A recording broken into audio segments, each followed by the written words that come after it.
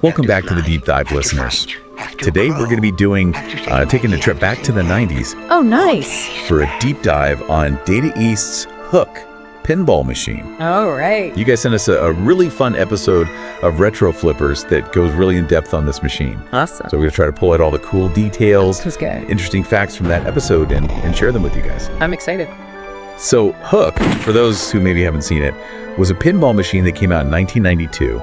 And of course, it was based on the Steven Spielberg movie starring Robin Williams, Dustin Hoffman, Julia Roberts, big cast. Yeah, big cast. Really popular movie at the time. Huge. Yeah, so Data East in the 90s was really taking advantage of a lot of these big movie licenses to make pinball machines. Absolutely. I mean, that was the thing, right? Like, you could get that license, put on a pinball machine, and you already had built-in fans who, knew the movie, loved the movie. It was marketing gold.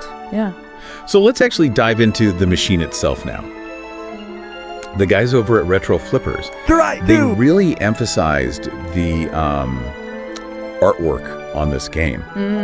They said it was really gorgeous, vibrant, really attractive design. It is, and they really captured the spirit of that movie, didn't they? You look at it and you can see Neverland, you can see Captain Hook.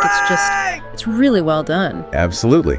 And, I think that's something that's important for a pinball machine based on a movie. Oh, absolutely. It has to, look the part. Yeah, it has to pull you in. Yeah. So what were some of the really cool features that Retro Flippers talked about when they were describing the gameplay? So many cool things, but one thing that really stood out to me was the mechanical hook. Right. And that's not just for show, you use that hook to activate multi-ball. So it's a functional part of the game. And then they have these ramps, which are supposed to be like Peter Pan's flight. So you're, shooting the ball up there. Very thematic. Very thematic, right. And there's even a little shooting minigame that uses the ball launcher, which is not something you saw on every machine back then. So it was pretty unique. I always love when they sort of like break the fourth wall a little bit. And kind of do something different with it, Yeah, experiment the mechanics. Yeah, absolutely. And then you have, of course, the sound effects and the music, which are straight from the movie. Oh, wow. So it's super immersive when you're playing this. You really feel like you're in Neverland. Now, in terms of the actual gameplay itself, Retro Flippers seem to agree that this was a pretty balanced challenge. They weren't super hardcore about it. Right. They actually said that it kind of bucks the trend of some of the other Data East games of that era, which were notoriously difficult, right? Like you could lose your ball in 3 seconds. Right, exactly. Yeah. So this was a lot more approachable, I think, for newer players, for casual players. It's a game you can learn, you can master the shots, and it's rewarding, right? Yeah. But it's not impossible. Yeah. It seems like they were saying you really want to master the ramps, not only to get the points, but also to activate that multi. Yeah, exactly. Those ramps are key. Okay. And then they also mention the thematic game modes, which, like the final battle with Captain Hook, adds a lot of excitement and replayability. Right. So it's not just about hitting the same shots over and over. There's a story there. There's a goal. There's something to achieve.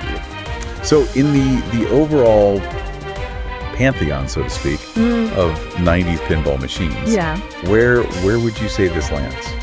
That's a good question. I mean, it's not like the Addams Family or Twilight Zone, some of those iconic machines. It's not maybe a household name like those. Not a mainstream classic. It's not a mainstream classic, exactly. But it has a very dedicated following, The people who love Hook really, really love Hook. They love Hook. They love Hook, yeah. And they also mentioned that it's getting harder to find well-maintained machines. Yeah. So there's a little bit of, scarcity driving that interest. Yeah. So it's definitely, if you have a chance to play one, check it out.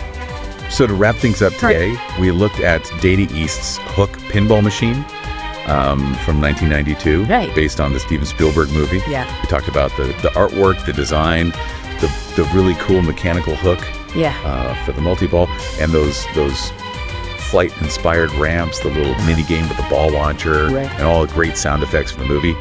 And we talked about how it's a balanced challenge, not too hard, not too easy. Right. So it's fun for a lot of different players, and it's got a real nostalgic charm for fans of 90s pinball. Totally. And with that, I want to leave you with one last thought. What other movie franchises from that era, or even more modern ones, oh, interesting, do you think would make a really compelling pinball machine. You know, what themes, what gameplay could you imagine? Ooh, now I got to think about this. Yeah? Let us know in the comments. Let us know. Until next time, happy flippin'. Happy flippin'.